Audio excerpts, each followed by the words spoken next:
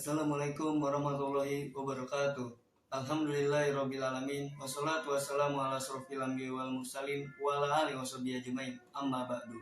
Pertama-tama, marilah kita panjatkan puji serta syukur kepada Allah Subhanahu wa taala yang telah memberikan kita nikmat iman, nikmat Islam, dan nikmat kesehatan, sehingga pada hari ini kita masih diberi kesempatan untuk berkumpul dalam keadaan sehat dan penuh keberkahan. Selawat serta salam semoga senantiasa tercurah kepada junjungan kita Nabi Muhammad SAW, kepada keluarga beliau, para sahabat, serta kepada kita semua sebagai umatnya hingga akhir zaman. Sahabat Siroja yang dirahmati Allah Subhanahu wa taala. Pada kesempatan yang mulia ini, izinkan saya menyampaikan kultum dengan tema menolong sesama sebagai bentuk iman. Manusia diciptakan oleh Allah sebagai makhluk sosial. Artinya, manusia tidak bisa hidup sendiri sejak kita lahir hingga dewasa. Kita selalu membutuhkan bantuan orang lain, bahkan untuk memenuhi kebutuhan sehari-hari pun. Kita saling bergantung satu sama lain. Oleh karena itu, Islam sebagai agama yang sempurna mengajarkan kita untuk saling peduli dan saling menolong. Sahabat Siroja sekalian, menolong sesama bukan hanya sekedar perbuatan baik, tetapi merupakan bagian dari keimanan. Rasulullah bersabda, "Man kana yu'minu billah wal yaumil akhir falyukrim jaroh." Artinya, barang siapa yang beriman kepada Allah dan hari akhir, maka hendaklah ia berbuat baik kepada tetangganya. Hadis riwayat Bukhari dan Muslim. Hadis ini menunjukkan bahwa ukuran iman seseorang tidak hanya diukur dari ibadah ritualnya saja, seperti sholat dan puasa, tetapi juga dari sikap sosialnya terhadap orang lain. Jika seseorang mengaku beriman, maka seharusnya ia juga peduli terhadap sesama. Selain itu, Rasulullah juga bersabda, "Khairun nas anfa'ulin nas", artinya sebaik-baiknya manusia adalah yang paling bermanfaat bagi manusia lainnya. Hadis riwayat Ahmad. Hadis ini mengajarkan kepada kita bahwa kemuliaan seseorang di sisi Allah tidak diukur dari harta, jabatan, atau kepintarannya, tetapi dari seberapa besar manfaat yang ia berikan kepada orang lain. Allah Subhanahu wa taala juga berfirman dalam Al-Qur'an, Bismillahirrahmanirrahim. Wa ta'awanu 'alal birri wat taqwa wa la ta'awanu 'alal ismi wal udwan. Surat Al-Maidah ayat 2. Artinya, dan tolong menolonglah kamu dalam kebajikan dan ketakwa, dan jangan tolong menolong dalam dosa dan permusuhan.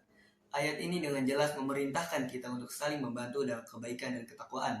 Sahabat Siroja yang berbahagia, bentuk menolong sesama itu sangat luas. Menolong tidak harus selalu dengan uang atau harta. Kita bisa menolong dengan tenaga, pikiran, bahkan dengan tutur kata yang baik.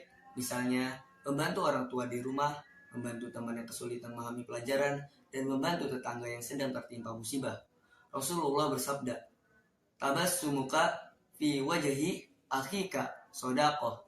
Artinya, senyumanmu kepada saudaramu adalah sedekah. Hadis riwayat Tirmizi. Sahabat Siroja sekalian, jika kita perhatikan kehidupan Rasulullah SAW, beliau adalah contoh terbaik dalam menolong sesama. Beliau selalu menolong orang miskin, menyantunin anak yatim, dan memperhatikan kaum lemah. Menolong sesama juga memiliki banyak keutamaan. Rasulullah bersabda, "Man yassaru ala musir, yassarullah alaihi fit dunya wal akhir." Artinya, barang siapa yang memudahkan urusan orang lain, maka Allah akan memudahkan urusannya di dunia dan di akhirat. Hadis riwayat Muslim. Sahabat Siroja yang dirahmati Allah, dalam menolong sesama, kita harus meluruskan niat. Pertolongan yang kita berikan hendaknya ikhlas karena Allah, bukan karena ingin dipuji atau terkenal. Jika kita ingin iman kita semakin kuat, maka perbanyaklah amal perbuatan yang bermanfaat bagi orang lain. Jangan menunggu kaya untuk berbagi, jangan menunggu sempurna untuk berbuat baik. Mulailah dari hal yang kecil, dari lingkungan terdekat, dan dari sekarang. Sahabat Siroja sekalian, jadilah kita pribadi yang kehadirannya dirindukan karena kebaikannya, bukan ditakuti karena sikapnya. Jadilah orang yang ketika datang membawa manfaat dan ketika pergi meninggalkan kesan kebaikan. Ingatlah, mungkin pertolongan kita yang kecil hari ini menjadi sebab pertolongan Allah yang besar di akhirat kelak. Mari kita tanamkan dalam diri kita bahwa hidup bukan hanya sekedar tentang diri sendiri, tetapi tentang seberapa besar kita bisa berguna bagi orang lain. Karena sebaik-baiknya manusia adalah yang paling bermanfaat bagi sesamanya. Akhirnya, marilah kita menjadi menjadikan tolong menolong sesama sebagai kebiasaan hidup dan sebagai bukti keimanan. Semoga kita termasuk golongan orang-orang yang dicintai Allah karena senantiasa memberikan manfaat kepada sesama. Demikian kultum yang saya sampaikan. Jika ada salah kata mohon dimaafkan. Karena kebenaran hanyalah milik Allah Subhanahu wa taala. Sekian dari saya. Wassalamualaikum warahmatullahi wabarakatuh.